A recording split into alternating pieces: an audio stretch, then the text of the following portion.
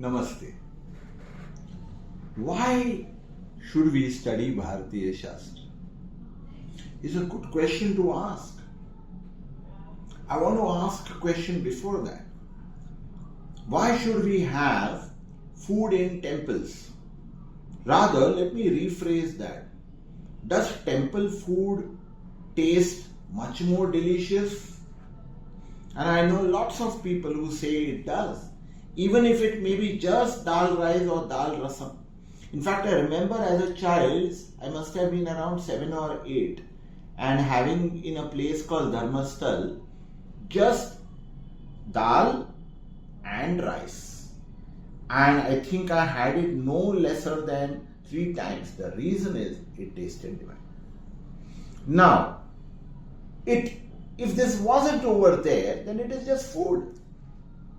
But when it is over there in the temple, it's naivedya.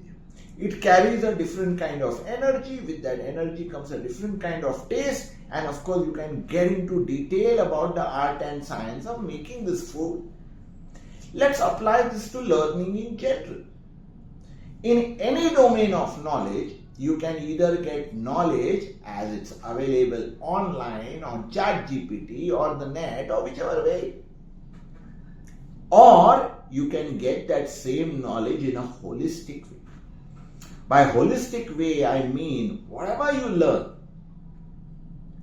please learn it deeply. Please learn how that knowledge came about. Please learn how that knowledge can be applied. Please learn how that knowledge will hold good for a long, long time. Now, what has happened in the last 40, 50, 60 years perhaps is that knowledge is available very easily.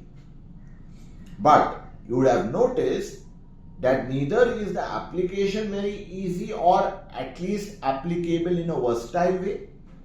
And more importantly, the trends are continuously changing, which makes that knowledge obsolete very quickly, like technology.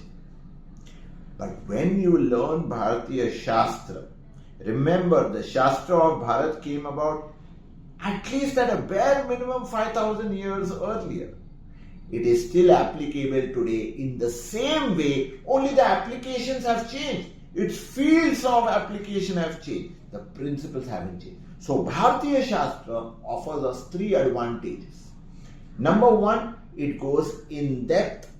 It tells you the basics of why this has come into being. Number 1. Number 2, it is the same knowledge which will be applicable even 10,000 years later, because it is based on principles and not on trends. Number 3, it is highly adaptable, because once you learn the principles, you can find about how to apply it, whether at home, whether at the workplace, whether in society or otherwise. So it is far more advantageous to learn Bharatiya Shastra than just be a consumer of knowledge in general. I hope this was helpful. Namaste.